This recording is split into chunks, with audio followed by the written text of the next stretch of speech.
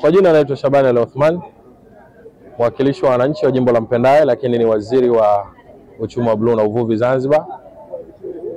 Kwa kweli katika siku ambazo kwangu mimi ni siku za furaha, moja ni leo ambao nimepata mwaliko wa Mheshimiwa Salum Mosi Pondeza, mbunge wa jimbo la Chumbuni, kuja kujumuika naye katika utoaji wa sadaka kwa wananchi wake wa jimbo la Chumbuni.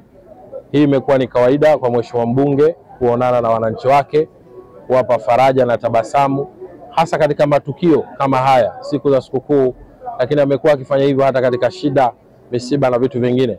Kwa sisi kama wawakilishi wenziwe wa wananchi na ni watu wa karibu, tumeona ni jambo la fahari kuja kujumuika naye, ili pia wananchi wake waone kwamba si tu kwamba yuko pamoja na wananchi, lakini yuko pamoja pia na viongozi wenziwe. Tunashirikiana katika hili na lile kuhakikisha kwamba wananchi wetu wanaishi vizuri. Na sisi wengine ambao tunatoka katika majimbo jirani, tuna vitu vya kusoma kupitia kwake. Kwa hiyo tumekuja si tu kwamba kushiriki, lakini pia kujifunza kwa baadhi ya mambo.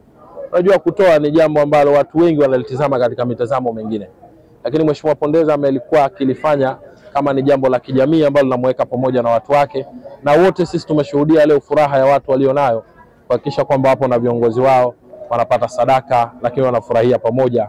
Basi naamini wananchi wa jimbo la Chumbuni watakuwa wamefarijika sana.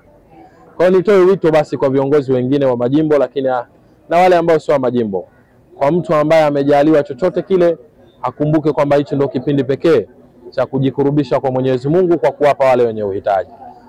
Katika skuli pale ya Salim Turki Mpendae, tunayo makundi ya watu wa aina zote. Tunao wakina mama, wajane, wazee, walemavu, lakini na wananchi wa kawaida. Kwa hiyo tutajumuika nao kama alivyofanya Mheshimiwa Pondeza. Nimekwambia tumekuja kujifunza, tunachukua yale mazuri tunaenda kuapply katika majimbo yetu.